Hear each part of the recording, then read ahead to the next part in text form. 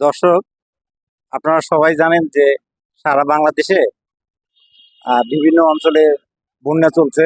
বিশেষ করে কুমিল্লা, নোয়াখালী, লক্ষ্মীপুর এইসব অঞ্চলের লোক বেশি বন্যায় আক্রান্ত হয়েছে।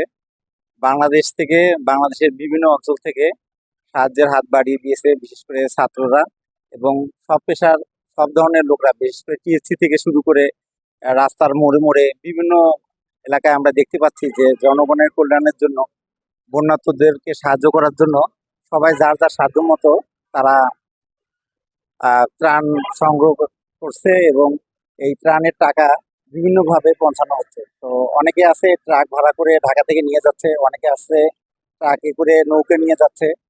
কিন্তু দুর্গত এলাকায় একটি জিনিস লক্ষণীয় যে কিছু অসাধু লোক তারা ত্রাণ কালেক্ট করতেছে বারবার এবং তারা পরবর্তীকালে এই ত্রাণটা বিক্রিও করে দিচ্ছে। এটা খুব দুঃখজনক। এবং